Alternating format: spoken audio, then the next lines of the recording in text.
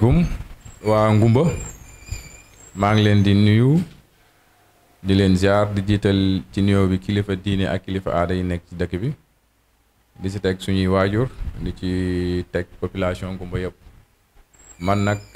maa ngi tudd Thierno Diaw nekk le secrétaire exécutif du CDS comité de développement sanitaire ki toog sama ndeyjoor di Mor Diop mooy sama adjoint. Aïda Mbeng moo nekk nii mooy la trésorière Mara mooy adjoint Aïda donc le trésorier général adjoint donc ñu ñëwoon rek bëggoon a indi ay leeral donc ci li nga xam ne nii si la ñuy interpeller ba nga xam ne askan bi yëpp mën nañ ni moom la ñuy waxtaane donc am nañ droit leeral askan bi xam ce qui se passe dans le centre parce que ñun donc askan bi ñooñu fi teg bien vrai que décret présidentiel donc moom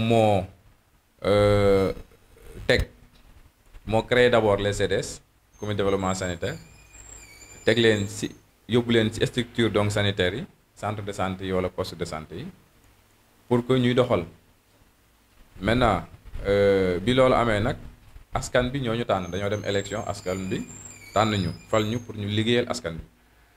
kon lépp loo xam ne nii ñi ngi koy def rek war naa mën a leer ci bopp askan bi loolu moo waral tey ñu woo leen pour indi ay leeral maintenant ci li ñuy interpellé wax nañ ci logement madame Ndiaye maîtresse sage-femme wax nañ aussi si donc manque de transparence donc si gestion financière bi wax nañ aussi si CMU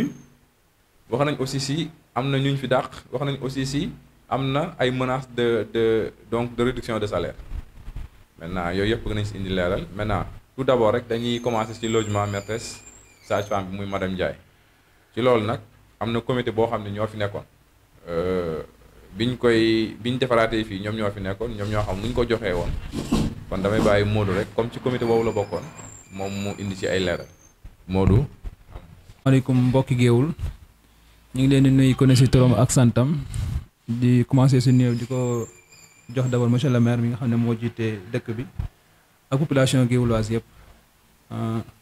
may présenter d'abord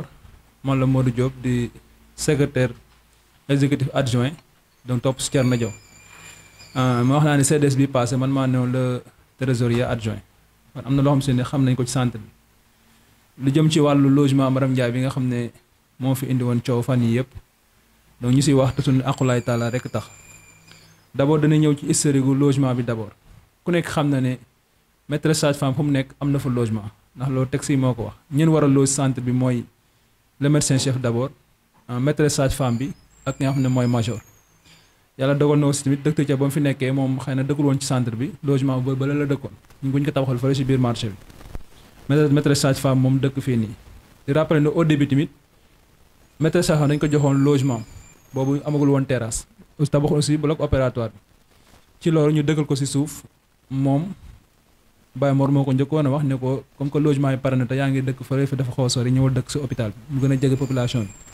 ci loolu ñu jox ko fii donc ay logement mu nekk 2 chambres ak salon ak ay toilettes ak aussi donc waañ bi ak yooyu yëpp tout le confort qui est loolu ñëpp xam ne logement boobu madame Ndiaye moom moo ko moom léegi bu ñu demee ba mu yàgg nag ñun ñu entre le CDS et le médecin chef bi fi nekkoon docteur Thiaw maam entreprendre yeneen travaux yi mooy fi nga xam ne moo lañ nekk di bâtiment bi ñu def ko étage pour def ko bloc opératoire profité wala fi nga xam ne mooy logement madame Ndiaye ñu tabax fa yeneen encore 2 chambres donc ak yu am toilette profité donc pour def ko ay chambre passe mooy ay chambre yoo xam si ne bés bu ñu amee médecin yu fi ñëw ay gan comme ñu fi def yenn saa yi chirurgie cataracte wala ñu am stage yu fi ñëw ñu leen fay loger ci loolu nag moo taxaw ñu tabax nga tabaxee parce que loolu la doon ñu ñëwaat donc si logement bi rek madame Ndiaye bi ñu ko joxee foofu aussi moom jël na logement donc mu dëkk fa peut-être beneen bi aussi benn chambre mu jël ko jox ko benn moré moom benn collègue am donc sage-femme mu dëkk au début moom la demee léegi nag bi docteur Thiaw nekkee fii moom daf ko woowoon na ko man ko wax dëgg yàlla fii ma dëkk nii peut-être xëy na amatul chambre te moom comme moom nee na c'est un cas social mënul déplacer chaque jour di indi yaayam wala di fa dem chaque jour daf mu demandé ko ne ko pour mu aal ko benn néeg si kaw ci ñetti néeg yi fa tabaxoon di wax ne auparavant néeg yooyu tamit am na benn hôpital bu fa dëkkoon maanaam madame Fall moo fa njëkkoon a dëkk si kaw moom fa dëkkee moom kese moo fa dëkkoon kenn dëkk foon ab madame Fall demee tamit ñu madame Goudiaby yu ko remplace ñëw dëkk mu des benn chambre boo xam si ne kenn dëkk foon yaay madame Ndiaye dëkk fa ak madame Goudiaby mu des benn chambre donc ñun nag aussi à notre grande surprise dañu jékki-jékki rek toog madame Ndiaye aussi tamit jël beneen chambre donc loger fa ay doomam li ñu ko la waxee tamit mu ne moom comme ni mu ko expliqué si bi ñu ko interpellé xëy na moom peut-être yàlla dogal na mu njaboote ay xale mënul boole góor ak jigéen mu jël benn chambre boobu donc loger fa ay doomam ak yaayam léegi médecin chef bu mu ñëwee nag moom aussi tamit mu waxtaanee CDS bi ñu xamal ko ne ko maanaam logement boobu aussi tamit maanaam bokkul woon si li nga xam moom la jox Maram Ndiaye comme ku ko dégg da nga naan Maram Ndiaye dañu ko génne ci logement bi mu nekkoon te loolu aussi amul donc génnewuñu ci logement bi mu nekkoon logement bi mu nekk moom la njëkk a occupé ba pare te aussi kenn mësul tamit xalaat ak ñu koy génne ci logement bi mu nekk maam moom dafa jël logement bi mu amoon ak leneen loo xam ne maam ay chambre passe la lañ ko fi defoon comme loolu aussi tamit docteur Thiam moo ko abaloon dem na ko xanaa avant ñu dem loolu jëkkuñ ko beneen médecin chef ñëw di madame Ndiaye xool na ministre loolu ca ko biñ ko waxee moom réaction moo doon xanaa da ngeen ma singili ndax biñ ko laajee aussi dans un premier temps donc ñun waa CDS bi ak médecin chef woo nañ ko pour ñu waxtaan si wàllum logement boobu si bureau madame Ndiaye biñ ko waxee tamit explication donc mu wax mooy da ngeen maa bëgg a génnee ñu ne ko non ñun génnewuñ la da nga xam ne li nga xam ne CDS bi moom peut-être moom moo yor tout ce qui est matériel ici tout ce qui est chambre ñu soxla chambre yooyu pour ñu loger fi donc ay nit ñu fi war a ñëw ci loolu mu ne xanaa mën ngeen singili ndaxte am na ñeneen ñu fi war a occuper logement donc si loolu tamit aussi moom xëy na peut-être réaction ak réaction donc personnel bi tamit ñu jàpp na ñoom dañ leen a bëgg a génnee fi nga xam ne mooy logement yi ba ñenn ñi sax ñu ngi jàpp ne maanaam dañ leen di génnee fi nga xam ne foofu lañ nekk di wax ne waa Géewul aussi tamit ñun waa CDS ba ñu fi ñëwul amuñu intention génnee kenn mais dafa ne nit ki tamit loo xam ne si ne maanaam donc dañ ko bokk dañ koy war a waxtaane ndax aussi relation entre CDS ak personnel warul am benn xarma yàlla fekkoon ñoom donc au début toog nañu waxtaan ak ñun dafa naa ne kon fi nga xam ne moom lañ àgg ba coow lu fi àgg fu ne du fa àgg kon lu si ëpp solo ci leeral li mooy ñun Maram Ndiaye mësuñu koo bëgg a génne ci logement bi mu nekk ndax waxtaan wax dëgg ca la Baye Mor mi nga xam ne moom moo fi newoon président CDS ba mu fi ñëwee tamit wax na aqulaay taalaam ne moom moo ko waxoon ne ko ñëwal dëkk ci logement bi waaw bi nga xam dañ ko fi liñ kon liñ ci yokk ñi xamal waa askanu Géewul yëpp ak ñëpp ñu ne déglu nga xam ne liñ ci yokk loolu bokkuloon ci logement Maram Ndiaye. waaw moom li ñu bëgg a xam mooy logement boo ko joxee nit. nga war ko soxla war nga ko teel a avertir ñu xam loolu. ndax yéen yan ngeen ci waxtaan moom avertir ko ba ngeen ko soxla wala da ngeen koy ñëw rek médecin chef bi nga ñëw rek bëgg a jël justement rek logement bi ci moom. waaw ko wax naa ko sama biir wax sànq nee naa la bi nga xamee ba dem ne ba nga xam ne soxla nañ ko ñun dañ ko woo bureau madame Ndiaye jour boo so war nañ ko téléphone lu yàgg ñëw jëlul Thierno Diaw moo mujj fekk ko këram wala fii mu doon garder mu woo ko mu ñëw biñ ñëwee ñu expliqué situation mu demee mais sa première réaction mooy da ngeen maa bëgg a génnee d'abord ñu ne ko non ñun génneewuñu la li la bëgg a xamal mooy chambre yi nga xam ne 2 chambres yi nga xam ne dañ ko occupé si kaw CDS daf ko soxla ndax dafa am ñu ci war a loger ci loolu nag amee réaction boobu ne kon man da ngeen maa bëgg génne ndax du man ko sama fa occupé logement am na ñu fi occupé logement donc ci loolu ci la réagir na donc dem fu ne mu wax ne CDS dañ ma bëgg a génne donc histoire bi noonu la demee quoi mais nag averti dañu ko à l'avance quoi. ñu dégg sànq sa biir wax nga ne docteur Thiaw moo ko joxoon logement bi. ndax docteur Thiaw moo war a joxe logement fii wala comité bi nga xam ne ñoom ñoo fi nekk ñoom ñoo waroon a joxe logement bi ci centre de santé. waaw xam ku ne xam na ne maanaam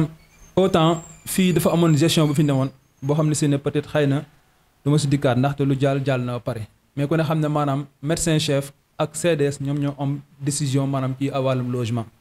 peut-être xëy na bi ñu tabaxee pare Baye Mor ak docteur ñoom waxtaanoon nañ ba ñu trouvé conscience boo xam si ne moom dañ ko logé si suuf moom mu dëkk fi léegi nag bi ñu ko dëkkee tamit moom tamit dañ ko abal kon lu ñu ko abal jàpp naa ne loolu moom moo ko ndax fekkoon tey moom moo ko moom di demande autorisation pour dëkk fa ndax bu ñu tabaxoon a pare ne ko yaa ko moom jàpp naa ne moom du demande kenn naan ko abal ma fii pour ma dëkk fi kon début au début docteur Thiam bi fi newoon en tant que médecin chef ak l'ancien CDS bi fi nekkoon ñoom ñoo ko joxoon pour mu dëkk fa pour abal ko benn chambre pour mu dëkk fa mais nag bi docteur Thiaw yi demee nag moom tamit jël na benn chambre bi nga xam ne moom fa desoon loolu fa ay njabootam loolu daal affaire bi noonu la demee quoi. ok jaajëf. waaw Modou jërëjëf xanaa mu yokk si tuuti rek mooy Maram Ndiaye bi ñu waxee ak moom ba pare bi mu génnee moom pare woon na pour libérer chambre yi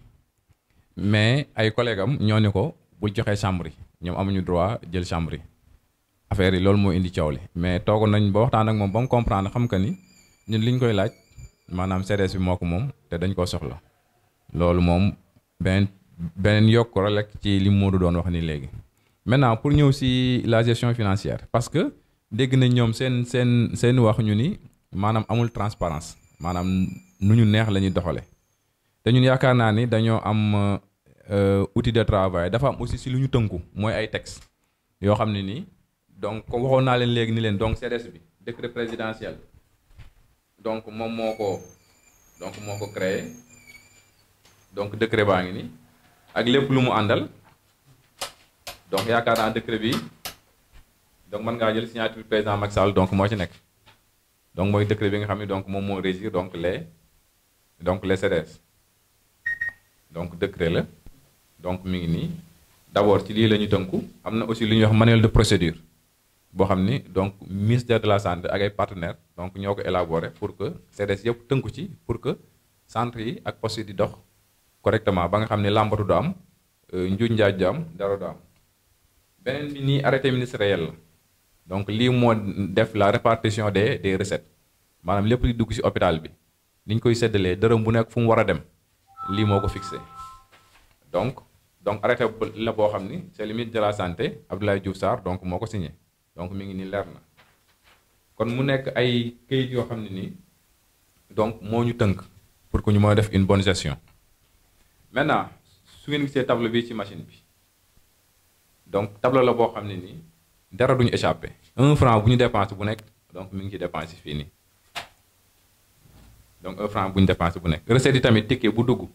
ñëw na médicament bu dugg ñëw na total yi donc moom moo nekk nii dépense aussi la même chose maintenant intrant yi mooy lii service yi di jëfandikoo labo dentaire ophtalmo et tout lu ñu ci dépensé rek donc dañu koy bind donc analyse yu ñu def dañ koy bind donc bu dee labo bu dee gynéco bu dee cardio yëpp mi ngi nii ci biir tableau bi donc carburant gis ngeen social médicament gis ngeen lépp dañ ko bind maintenant bu ñu ko bindee pare nag leen lu ci nekk dafa am sa classeur maanaam li ngeen di gis ni moom moo nekk salaire et motivation maanaam salaire yi ñuy fay ak motivation yi ñuy fay yëpp donc papier justificatif yëpp donc ñi ngi fii nii donc beneen bi mooy lii nii ma yore mooy bordereau de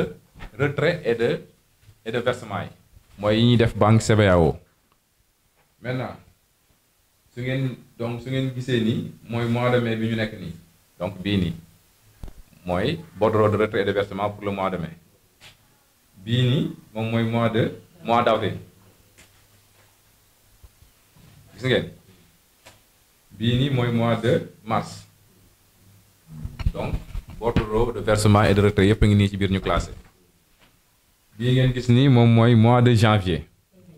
février 2 mois yi donc yëpp a ngi nii ñu classé bii nii mooy mois de décembre donc ñun mois de décembre lañ jël fonction kon yaakaar naa fii nii lépp loo xam ne nii retrait la wala versement bu ñu def au niveau de la banque donc mi ngi fii nii ci biir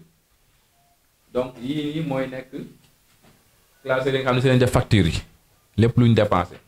bii ñu ngi si bind facture impayée kenn ku nekk xam na ni donc centre de santé donc ni ñuy liggéeyee des fois dañuy dem ci ay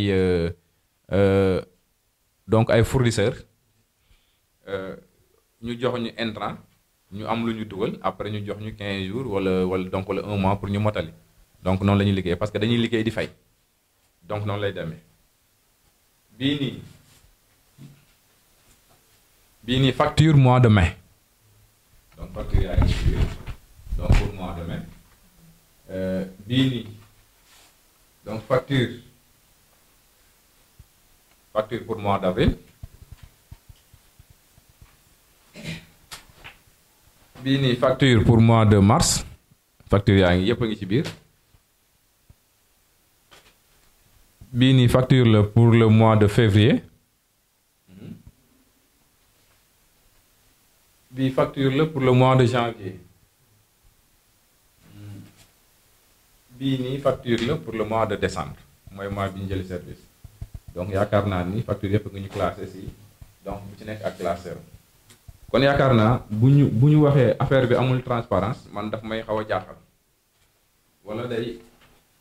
day nuru leen donc day nuru bëgg a wax lu la neex rek wax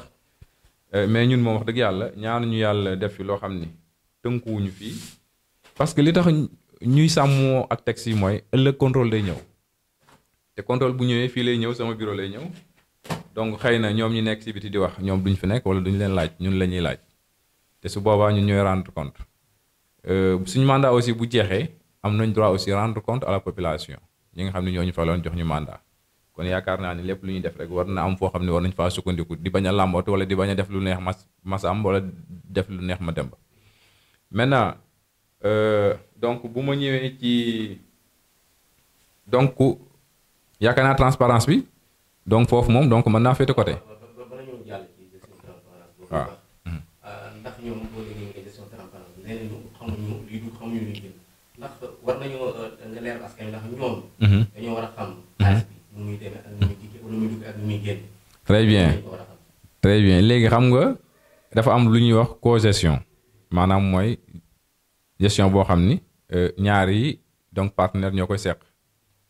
donc ñun partenaire u centre de santé bi lañ. centre de santé bi am na kilifa muy le médecin chef co-gestion bi entre médecin chef bi ak le CDS te loolu mi ngi am gis nga ñun defaruñu bon yoruñu chèque yi du moins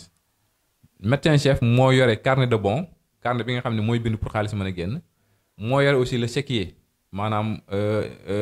chéquier bi nga xam ni mooy mën a bind chèque pour ñu mën a dem retirer donc au niveau de la banque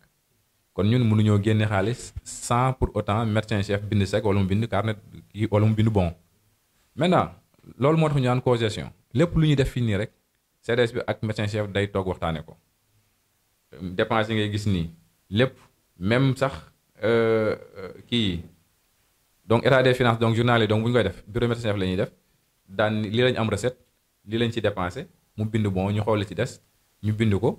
ay da dem verser ko au niveau de la banque bu ñëwee indi donc reçu bi jox ko médecin chef mu photocopier ko téye benn photocopie jox ko moom bordereau bi mu ñëw classé ko liggéey bi maanaam noonu lay doxee ñun kese mënuñu fi génne xaalis médecin chef kese mënu fi génne xaalis donc pour cegi sax il faut ñaari signature bosam ak man sama bos donc wala bosam ak bos Aïda kon affaire yi noonu la demee maintenant médecin chef nag chaque fin du mois que boo xam ni jot na dañuy toog def état financier mensuel maanaam weer bi état des finances ñaata moo dugg ñaata lañ dépensé facture yi indi ko teg et cetera et cetera bu ko defee médecin chef nag moom moo war a woo ay chef de service am ki nekk labo ki nekk cabinet dentaire ki nekk ophtalme ki nekk médecine ki nekk maternité woo leen ni leen ah weer bi kat état des finances yaa ngi nii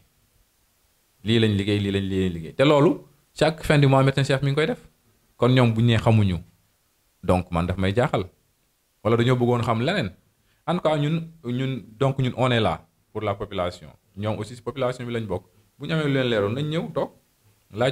laaj ñu leeral la leen ñun tëjuñu suy bunt nëbbuñu li ñuy def mi ngi nii ni fang facture yaa ngi nii bañ nañ ko ba amul fu ñu koy tëj wala fii lañ koy teg ci kaw bureau bi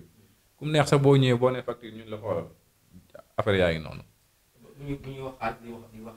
wàllu contrôle. xaalis booy xool moom moo gën a nekk loo xam ne taxale ci wàllu liggéey. ndax yéen comité bi am na ñoo xam ne ñu leen di suivre di leen contrôle. waaw xam nga mooy li may wax xam nga ñoom dañoo réer mbir wala xamuñu texte yi gis nga le CDS am na ay commissaire au compte am na aussi organe boo xam ne organe de contrôle boo xam ni bu ñu woowee le CD le conseil de direction boo xam ni composé par le maire la présidente de la commission de santé ak un conseil boo xam ni chaque année dañ koy changer indi keneen ñooñu ak man le secrétaire exécutif ak la trésorière ñoo composé le conseil de direction maintenant ñoom rek ñoo am droit contrôler lañu ou bien un corps de contrôle de l'État koo xam ne ci ministère de la santé la jógee wala ci nguur gi ñëw wàcc fi rek un bon jour ñëw ni ñun ko dañoo ñëwoon pour xool seen liggéey ndax mi ngi jaar yoon wala jaarul yoon maintenant un personnel de santé n'a même pas le droit de demander un compte au CDS naan ñu ay defal ñu lii wala non loolu moom bon pour muy leer ñun en tant que donc CDS xam nañ li ñu yore xam nañ ki ñu war a contrôler xam nañ aussi tamit ki ñu war a rendre compte voilà mais nag du caagante ni dafa am lu ñuy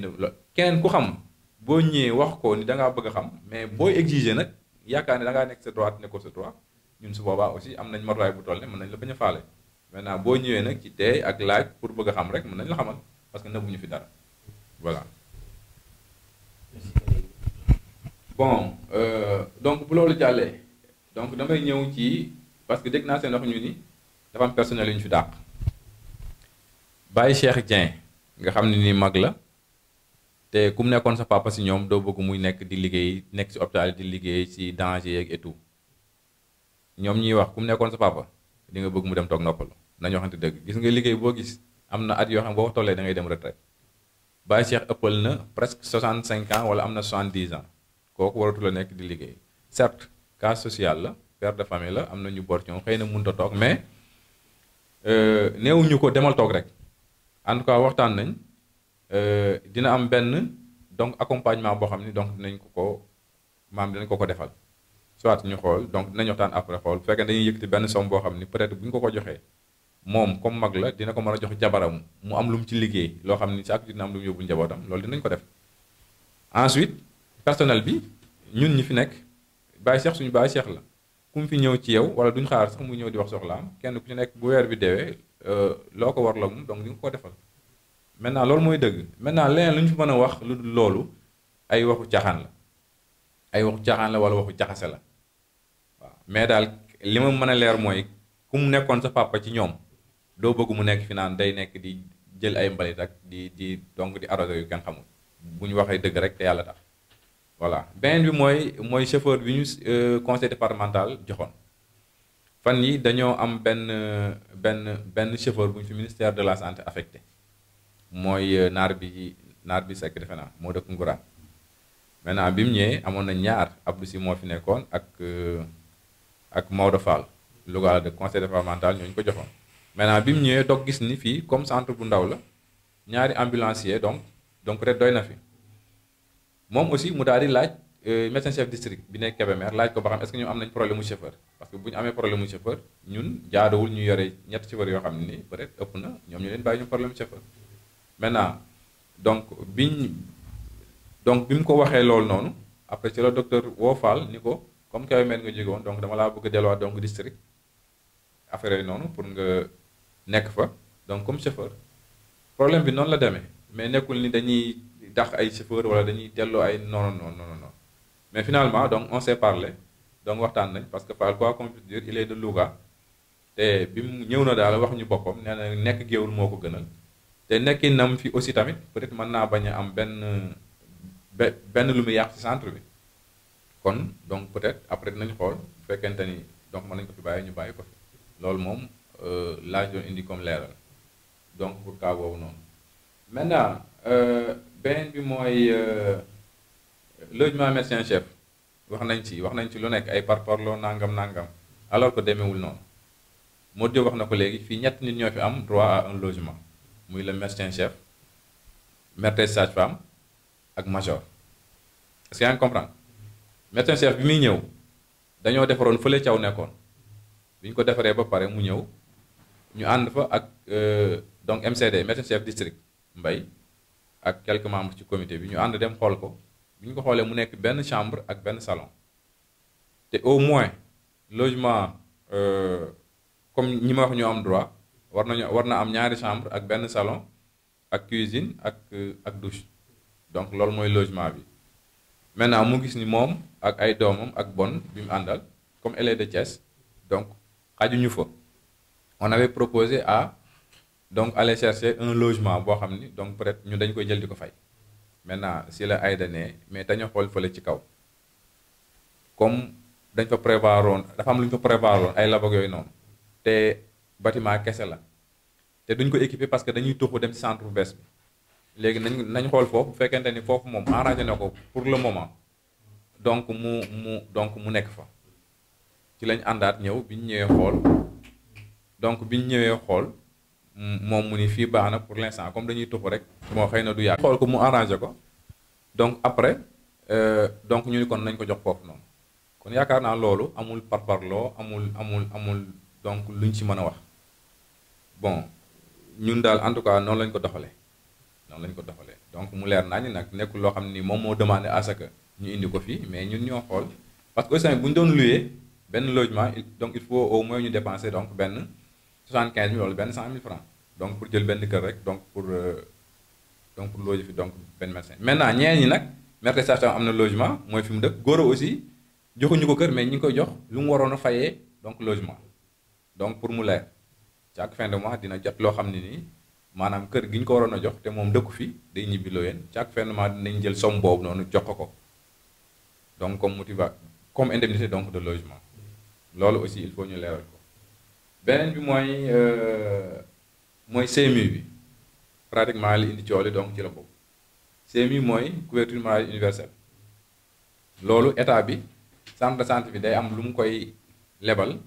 ci wàllum paj mi ak garab yi loo xam ne état bi da koy dajale chaque année mu am lu mu dugal maintenant pour l' année 2019 état bi dugal na 2 821 000 maintenant bi mu dugalee loolu noonu ñoom ñu ni dafa am benn part boo xam ne day delluwaat ci agent de santé yi mooy ñi nekk ci centre bi ñu fiy liggéey maintenant bi mu demee noonu après donc ñu laaj bi ñu laajee waa Kébémer ñu leen yéen seen CMU na ngeen koy répartir ñu ni ñoom daaw ak ren yëpp 20% lañ ci jël séddale ko personnel de santé bi yëpp bon comme amul une clé de répartition man sax laaj naa la neen est-ce que am na texte boo xam ne day définir ni pourcentage nangam la ñu war a jël jox ko population bi jox ko donc les agents de santé ñu ni ma non y a pas de texte ma ni bon comme ñun dañuy bañ a làmbatu wala dañuy bañ a def lu ñuy dul def nañ def comme waa Kébémer li ñu def calculer 20% des 2 821 000 séddale leen ko bi ñu ko calculer mu nekk 564 000 ñu donc ñu séddale ko 42 agents donc mu nekk kenn ku nekk war a am 13 500 maintenant ñoom ñu ni duñ jël loolu parce que loolu dafa tuuti au lieu de 20% 30% la 35% sax la ñu doon wax ba si yàgg ñu ni donc 30% ma ne leen est-ce que am na firnde buy wane ni 30% la ñu war a génne wala 35% indi wuñu firnde mais kon nag ñun li nga xam ne suñu moroom loolu lañ def loolu lañ mën a def loolu moo indi coow li léegi nag bon ñu gedd mer woo fi média yi woo fi nangam CMU bi nangam dañoo def lu ñu neex et cetera mais loolu mooy dëgg gis nga ay nit bu ñuy waxante ñun ñëpp dañuy dee xaw ma ndax journée tay bi dinaa ko àggale wala déet su ma demee sama bàmmeel man kese maa fay nekk kon nag mindeef ci fii centre bi jaraloo may wax lu dul noonu wala ma koy neexal wala ma koy raay-raayal en tout cas daal lépp loo xam ni wax dëgg la bu jotee dinaa ko wax bu dee leen la tamit sama yoon nekku ci voilà CMU bi moom problème CMU bi donc noonu la demee maintenant bu dee am na benn aussi bu ñu naan wàññi salaire u agent communautaire yi effectivement xam nga donc agent communautaire yi bu ñu jëlee fii nii donc arrêté ministériel bi nga xam ne moo répartir les recettes donc mi ngi nii donc clé de répartition bi donc mi ngi nii ñoom sax dañ ne la fii ci kaw amul benn agent communautaire boo xam ni war ngaa am salaire bu ëpp 100 000 francs te am na fi est-ce que wax nañ ko wala dindi nañ ko parce que dañ ni comme ñoo fiy liggéey te ñooy liggéey xaalis bi même bu ñu leen mënoon fay kenn ku nekk 200 000 tamit te du yàq ci fonctionnement centre bi dara donc dañ koy def parce que yeneen nañ leen ko te mérité nañ ko aussi maintenant comme fi lañ ko fekk nag duñ ko jéem a sax dindi léegi comme centre bi nag ñaari weer yëpp dafa am ay donc ay mouvement am ay coow ay grève ak nangam recettes yi ñaari weer yëpp dafa wàcc mois passé bi nii rek am nañ une baisse de 2 millions donc ci recettes yi maintenant mois bii nii xam naa ci lañ jëm parce que am na ay sabotage am na ay donc comme seen bon te ñoom bu ñuy def seen i mouvement dañuy bàyyi ba jour yi nga xam ne mooy dugal xaalis donc ñu ko fay def nga xam ne journée yooyu donc day nekk journée yoo xam ne perte lay doon comme lundi wala jeudi maintenant bu ñu amee loolu daaw une baisse de 2 millions mois bii ñu nar ko am mais est-ce que dañu mën a fay salaire yi comme li ñu fekkoon te nga xam ni donc salaire yu ëpp la loolu lañ leen wax man doon leen jéem a woo pour waxtaan ak ñoom ñi nga xam ne ñun ñoo leen di fay centre bi waxtaan ak ñoom pour wax leen ni leen yéen ngeen liggéey mooy seen njariñ peut-être étatique yi personnel donc socio-sanitaire yi mooy étatique yi ñi état di fay ñoom bu centre bi amee xaalis dinañ fayeeku bu amul xaalis dinañ fayeeku yéen nag il faut centre bi am xaalis pour ngeen mën a soog a fayeeku mais bi ma wootee réunion boobu ñoom xam nañ ni su ma leen waxee loolu dutuñu leen topp docteur Nia ak góor daan leen bu leen wuy ji CDS bi amul droit woo leen te réunion boobu noonu dañ ni ñun avant ñu wootee réunion war nañ ci mën a waxtaan ak kilifa hôpital bi mooy médecin chef ñu waxtaan ci ak moom bam nu ñu wootee leen réunion bi ngeen waxtaan ak donc ASC ñoom nag ñu génn bon nii bu leen wuy ji keroog boo xoolee réunion bi juróomi nit dafa nekkoon ñi si des ñëpp dañoo bañ donc di ñu wuy te li ñu leen doon doy seen intérêt la parce que dañu leen bëggoon wax ne leen liggéey leen mooy seen njariñ parce que li ñu leen di fayee ci recettes yi lay jóge hôpital bu amul recette seen salaire on est obligé li fi nekk rek la ñu leen di seddale parce que mënuñoo def leneen lu dul lool donc loolu la boo gisee ñu naan ay menaces de wàññi salaire ak yooyu noonu donc c'est la réalité ah 25% si recette ticket boo ci génnee intrants yi ak yenn dépenses yi boo calculer 25% donc par exemple si misaal rek bu dee 100 000 francs 25 000 francs yi donc lañ moom ñoom ñi nga xam ni CDS bi ñoo leen di fay ñëpp 25% yi ngay jël teg ko ne boo demee ci garab bu fekkente ni dañoo am 100 000 francs 10 000 francs bi ngay jël yokk ko ci 25 000 muy 35 000 loolu ngay jël séddale leen ko maintenant bu fekkente ni amuñu recette yu ticket yu bari wala amuñu médicament yu bari est-ce que ñoom dinañ am lu ñu fayeeku mais c'est ça léegi nag bi ma appel ma leen di lancer mooy ñun ñëpp ay géewulaa lañ suñuy yaay suñuy doom suñuy maam suñuy papa fi nekk ñoo fi fajoo fii nii xëy na ñi fi nekk nga xam ne ñoo jiite centre yi bon ñoo jiite service yi peut-être ñoom dëkkuñu fi affectation rek moo leen fi indi seen yaay fajoo wu fi seen papa fajoo wu fi seen i doom donc fajoo wuñ fi kon bu ñu nangu ñu ñuy yàqal suñuy centre grève suba grève ngoon ci affaire yu ñàkk fayda yoo xam ne teguwul fenn est-ce que yaa ngi comprendre ba ñoom ñi nga xam ne ñoo fi dëkk suñuy waajur yu fajoo ak yooyu noonu te centre bi di leen fay nañu am seen fulaak seen fayda di liggéey loolu mooy dëgg de man moom samay dëgg du ma ko làq-làqal du ma ko neex li nga xam ci digg bi laay jaar ak ni ma ko xalaatee laa koy wax ak teg aussi tamit teg ko fu wóor voilà. ñu gis tamit cité bi ñu doon def keroog mu andi jeexantal ci li nga xam ne mooy askan wi. te yéen askan wi moo leen fi teg pour ngeen di leen taxaw. tey yan kii ngeen ci jël yoo xam ne tey mën nañ leen danañ ci gis njariñ loo xam ne askan wi danañ ci gis seen bopp. waaw léegi bala may ñëw foofu noonu rek pour leeral nit ñi parce que ñoom dañu yaakaar ne ñun dañ fi am salaire wala dañuy jël xaalis dugal suñu poche wala leneen ak leneen loin de là gis nga ñun am na benn décret boo xam ne donc benn arrêté boo xam ne nii donc moom mooy wax ñun ñaata lañ fa war a mën a am par ñetti weer bu nekk ñun ñeent ñi kenn ku nekk fukki junni ngi fi am par ñetti weer laa wax de amuñu fi leneen kon bu ñu yaakaar ni ñun donc on est là pour bouffer de l'argent wala leneen ak leneen non yàlla mi ngi ñuy dimbali ñi ngi am lu ñu mën di mën a faj suñuy ay soxla kon bu ñu fi jëlee engagement liggéeyal askan wi dañ ko war a respecter ba mu mat sëkk lépp lu mu laaj ñu taxaw maintenant ay sitting ak ay télévision ak ay yooyu ñun xoqataluñu ñun suñu dëgg lañ nekk ragaluñ si te dawuñu si tamit fekkente ni loolu lañ yaakaar ne bu ñu ko defee donc on va céder on ne va pas céder ok loolu moom beneen précision bu doon indi la maintenant am na si nag ay problèmes yoo xam ne am na centre bi te mënoon nañu ko wax de comme ñoom ni ñu def nii nekkuñ seen dëgg pare di woo média yi di wax am na lu ñu leen mën a waxal depuis lors ñi ngi ko xam noppi ko ku ci mel ne góor a day aaye garde bàyyi fi hôpital bi dem salle gymnastique Khadim Ndiaye def sport urgence day am dañ koy woo muy soog a jóge foofu ñëw am na benn jour boo xam ne bi ma ko woowee bi mu ñëwee dañ woon benn urgence nekk fi ñu koy woo nekk mi ngi ci bàcc coiffeur toog man maa ko mu joo mu ñëw ni ci bàcc coiffeur laa nekkoon est-ce que loolu jaaru na donc en tant que yow koo xam ne yow da ngaa war a toog urgence bu ñëwee nga gaawantu jéem ko sauver balay jëyee di am madame Goudiaby fii ci koor gi man wàcc naa 2 heures ñëw fekk ko muy ay malades yoo xam ne dëkk ale lañu jógee nekk fi ci suba ba 2 heures wala 3 heures donc mun leen da ngeen dem ñibbi ba suba parce que damaa sonn maa ngi toog fii sama bureau ma ngi nii maa ngi toog fii sama bureau dégg donc assistante bi di wax ak malade yi nekk fii naan leen madame Goudiaby nee na mu dafa sonn il faut ngeen dem ba suba loolu inventé wu ma ko de yàlla rek moo tax may wax te ëllëg dinaa dee ak sama bàmmeel inventé wu ma ko. est-ce que loolu am na ci droit. amu ci droit amu ci gis nga malade bu xasee ba dagg ticket ñëw toog même boo doon continuer ba 5 heures da ngaa war a jeexal malade yi nga xam ne dagg nañ seen ticket ñëw toog ba pare mais amul benn malade boo xam ni ñëw na dagg ticket toog suba ba 3 heures nga am ko demal ñibbi ba suba ndax damaa sonn amu ci benn droit góor tamit li muy def amu ci benn droit mais mësuñu ko wax seen kilifa sax man mësuma ko ngaan parce que damay bañ ñu ni am nañ problème ci man la jóge lépp rek pour defar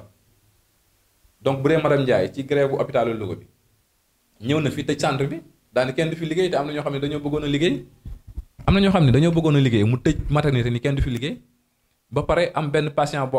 patiente boo xam ni dafa ñëw di ko wan ko benn analyse bu nga doon def loolu mais da koo jànni dem sax ba koy saaga ah yooyu ay affaire yoo xam ne nii mi ngi fii te ñoom waxuñu ko te ñun mënoon nañu ko wax maintenant ay nit bu ñuy liggéey dañuy xool nu mu gën a rafete ñu koy defee ñun duñu noonu kenn ñun saytuwuñu seen liggéey parce que du suñ droit waxuñu leen ni ngeen di faje du suñ droit li nga xam ne moo ñu fi indi muy suñu liggéeyu CDS moom la ñuy def. Fama aussi tamit bi mu nekkee intérimaire Fama Dieye ñëw naa mu daal ni ma médecin intérimaire day am indemnité 100 000 francs Fama Dieye bi nekk bi nekk cabinet dentaire ma ne ko ah bon est-ce que y a un texte qui le dit donc mu ne ma non damaa laajte ma ne ko ah man loo xam ne texte wax ko du ma ko def xam nga xëy na nag problème yooyu noonu yëpp ñoom bu ñu ko dajalee mere la am lu ñu la jàppal mais man sama yoon nekkul ci loolu man ku ma mere tamit man nag ma mere ci dëgg rek waaw kon mu nekk yoo xam ne ni am na fi te mosuñu ko wax maintenant comme dañoo génn nag di jébaane di wax donc ñun tamit dañuy wax li nga xam ni donc moom lañ téye woon doon leen sàng sutura waaw léegi nag affaire yi noonu la demee donc yaakaar naa ni daal am na sax ñu naan politique moom fi teg maire affaire yooyu noonu nangam sangam mais man bi ñuy dem élection waa Nguma mën nañ ma seede bi benn camp bi di politiser gars yi di wax naan dañuy def man leen non gis nga bis bu ngeen ci dugalee politique man ma démissionné bàyyi benn candidat mu ñëw parce que man ne du ma candidat ma Samba du ma candidat ma dem man maa jël engagement liggéeyal askan bi dama ciy dem bañ jeex suñ ma askan bi wóoloo jox ma jël bu ñu ma wóolul jox kenn tamit man nangu ni askan bi keneen la ñu wóolu jox ko kon yaakaar naa ni ñi naan man candidat diw laa wala candidat nangam dañoo juum man du ma candidat kenn te loolu aussi tamit yàlla rek moo ma seede wax naa leen ko Dieynaba mën na ma témoigner monsieur le maire mën na ma témoigner keneen mën na ma témoigner bañ na ko sax ba processus boobu noonu ba muy jeex commencé na ba jeex te monsieur le maire déggante wuñu téléphone gisante wuñu barke Seydina Mohamed kon bu ñu dee wax ay candidat diw la wala candidat diw loolu c'est donc yaakaar naa ni c'est du faux quoi kon daal yaakaar naa en gros éclaircissement yooyu noonu lañ bëggoon indi pour que askanu Ngumba xam ce qui se passe réellement dans le centre de santé voilà bu fekkente ni amaatoo benn question ñu gis comme li ma la waxoon léegi si tey ñu gis jeexantal bi ci askan wi la dal. tey yéen ñi nga xam ne yéen askan teg leen fi. yan matukaay ngeen di jël wala waxtaan ngeen ba tënk war a jubóo ci li nga xam ne moom. waaw waxtaan nañ man sax loolaa leen waxoon man leen gis ngeen waxtaan bii ñuy mujjee bu ñu ko njëkkee woon kon xëy na coow du génn hôpital bi parce que lépp lu am rek ñun ay responsable la lépp lu am mën nañu waxante jàkkaarloo waxante dëgg mooy nit bu nekkul ci dëgg wala bu nekkul ci ay droit am nga ne ko yow nekkoo sa ay droit man su ma nekkul ci dëgg nañ ne ma nekkoo ci dëgg ma bàyyi li ma doon def dem ci li nga xam ne mooy dëgg. maintenant médecin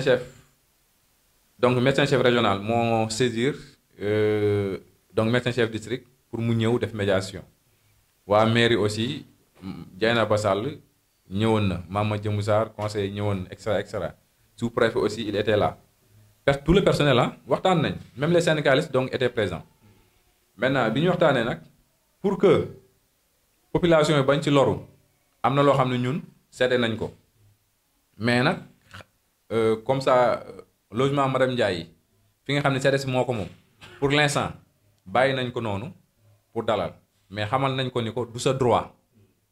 bu ñu ko bàyyee tamit c'est pour defar rek mais du sa droit nekk loo xam ne yaa ko moom aussi pour mu xam ko. beneen bi mooy concernant Cheikh donc wax naa ci décision yi ñu ci jël chauffeur bi aussi wax naa ci décision yi ñu ci jël maintenant CMU bi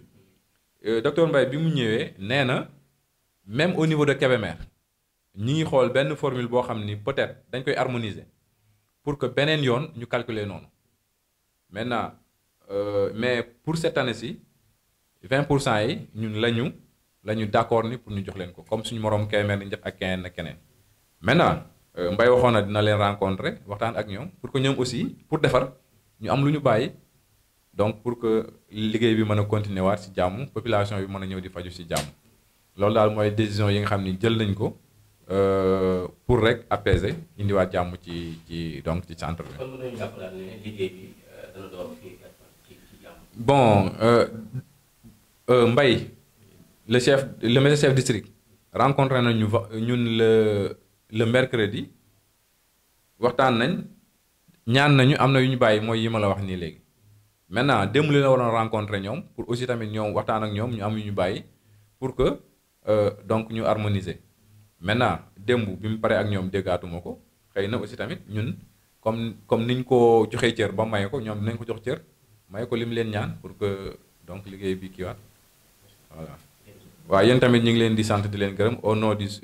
CDS ñu ngi leen di gërëm liggéey bu am solo bi ngeen def di ñaan yàlla jàppale leen seen liggéey gën a jëm ci kanam jaa ngeen jëf